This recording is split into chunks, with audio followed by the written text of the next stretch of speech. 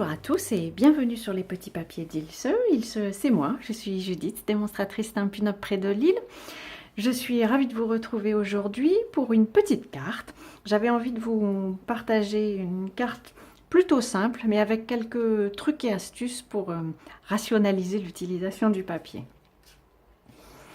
Pour cette carte, nous allons avoir besoin, je vais faire la même, nous allons avoir besoin d'un fond de carte de base de taille classique. Donc j'ai coupé un A4 en 2 à 14,85 cm et ce demi A4, je l'ai plié à 10 cm et demi. J'ai pris aussi un morceau de papier de série Design, celui-ci vient de la série spécialité Salon de thé, voilà, qui mesure un demi-centimètre de moins que la base de carte, du moins le devant, donc ça nous donne 10 cm sur 14,35 cm, et un morceau de papier cartonné blanc qui mesure 7 cm sur 8 cm et demi. L'astuce que j'avais envie de vous présenter, c'est d'utiliser le papier qui va servir à la décoration pour de diverses manières. Et par exemple, on peut perforer dedans l'illustration qui va servir à l'extérieur, on va dire sur le dessus. Donc là, j'ai utilisé ma perforatrice Mes Vases. Je la glisse le plus loin possible. Je glisse mon papier, pardon, le plus loin possible dans la perforatrice et je perfore. On a perforé toutes les formes d'un coup. Je garde ce papier qui va me servir par la suite et je récupère toutes les petites formes ici qui vont me servir. Je choisis le vase qui me fait le plus envie. J'aime bien cette forme là parce qu'elle me laisse la place pour placer mes tiges. Et dans les autres vases, je garde aussi une tulipe. Dans les autres vases, je vais perforer une autre tulipe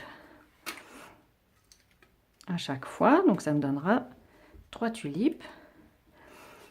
Donc là c'est un moyen d'utiliser les chutes, toutes les parties qu'on a découpées dans le papier, mais on pourrait aussi découper des fleurs avec les perforatrices trio, vous voyez, c'est celui-là, mini fleurs, qui est ici, qui est dans le catalogue printemps-été. Donc les vases percés, je ne vais pas les garder. Un vase percé, ça ne sert pas à grand chose. Pour faire la décoration de ma feuille blanche, j'ai choisi d'utiliser le même souhait, que ta journée soit un bouquet de bonheur, que j'ai déjà monté sur un bloc. Je vais le tamponner dans la même couleur que mon fond de carte, donc en Copacabana. Et je vais tenter d'être droite. Je vais tamponner mon souhait le plus près du bord supérieur pour me laisser la place ensuite pour placer les vases. Je vais ensuite tamponner cette fois-ci dans une couleur verte. J'ai choisi champ de trèfle. Je vais tamponner les tiges de mes fleurs. Alors, je vais faire une première tige dans la forme naturelle du tampon, on va dire. J'essuie le tampon pour en fait lui donner une autre forme un peu plus arrondie, voilà. Peut-être un peu moins quand même, comme ceci.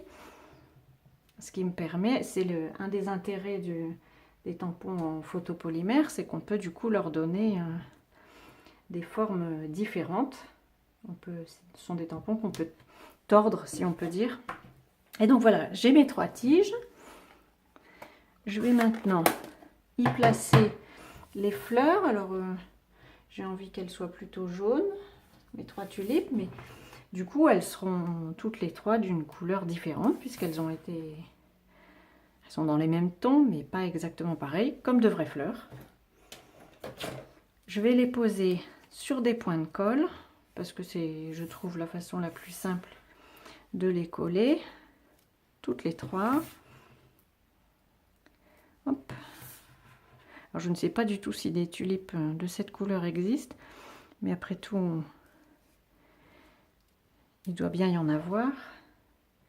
Je pense qu'il y a des tulipes de beaucoup de couleurs. Vous me connaissez peut-être si vous lisez mon blog, je ne suis vraiment pas très bonne en fleurs. Je les trouve plus faciles à faire en tampon qu'en vrai, je suis très mauvaise à ce jeu-là. Pour coller le vase, voilà, lui par contre j'ai envie de le retourner pour avoir une couleur différente, mais donc ça permet, c'est l'intérêt des papiers de série design, comme ils sont différents d'un côté et d'un autre, ça nous donne deux illustrations et je le place de manière à ce que les tiges aient l'air de sortir du vase par le dessus. Par le côté, ce serait un peu étrange. Voilà, le plus gros est terminé, il n'y a plus qu'à assembler la carte. Je reprends donc mon fond de carte. Je vais coller dessus mon papier de série design qui va donc me servir de fond.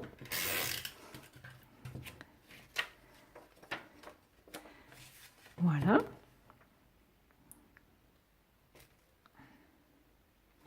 Ah, bah alors.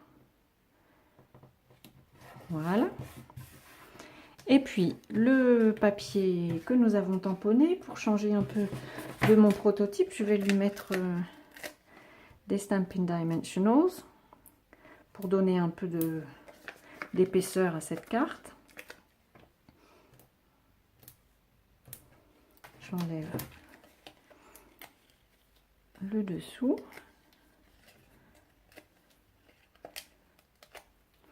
Et donc nous allons le coller au-dessus de la perforation que nous avons faite. Et du coup, on n'y voit que du feu. On ne se rend pas compte que ces parties-ci ont été perforées dans le papier qui est en dessous. On a caché les trous. Voilà, j'espère que cette carte et ces quelques petites astuces vous inspireront d'autres projets. Je vous souhaite d'ici à notre prochain rendez-vous de passer une belle semaine. Et puis, bien entendu, je vous dis à très bientôt sur les petits papiers d'Ilse.